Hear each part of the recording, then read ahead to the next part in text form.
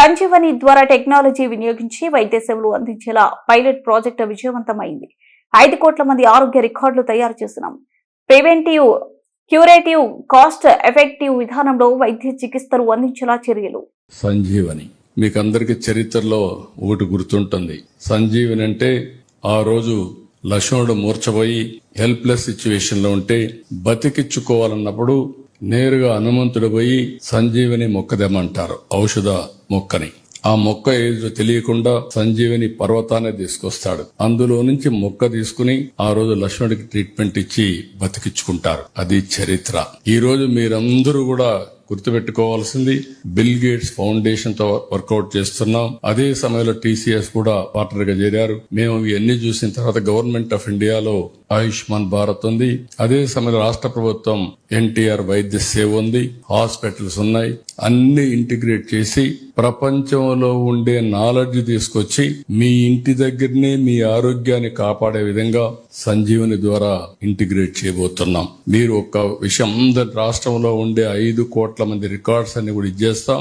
కొంతమంది vulnerable patients ఉంటే medical టెస్ట్లు కూడా చేసి అక్కడి నుంచి ఏ విధంగా preventive, curative, cost effective monitoring అవన్నీ చేస్తున్న వేరబుల్స్ కూడా వచ్చాయి. నేను చాలా సార్లు మీకు చెప్తా ఉంటాను. ఈ రోజు నేను ఒక రింగ్ పెట్టుకున్నాను. కొంతమంది అనుకుంటారు ఏదో ఎవరో పూజ చేసి ఇచ్చారని. కాదు, ఆరా రింగ్ ఇది. ఇందులో నుంచి మీరు చూస్తే నిద్ర లేచి చూసుకుంటే నేను పడుకున్నప్పుడు నా స్లీప్ స్కోర్ వస్తుంది. నేను నిద్ర లేసానే బాడీ రెడీనెస్ వస్తుంది. ఒకవేళ ఈ రెండు సరి లేకపోతే ఇంకొక అర్ధగంట ఎక్కువ పడుకుంటాను. అంటే ఏ విధంగా వేరబుల్స్ వచ్చేసాయో.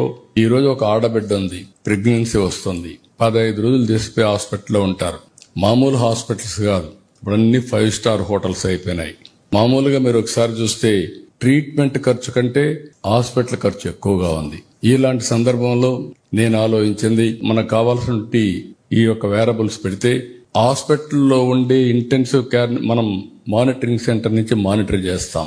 ఆ అమ్మాయి కండిషన్ బాగా లేకపోతే ఎప్పుడు హాస్పిటల్ తీసుకొచ్చే విధంగా ఒక 1/2 అవర్ 1 అవర్ లో ఇప్పుడు అన్ని అంబులెన్సెస్ ఉన్నాయి.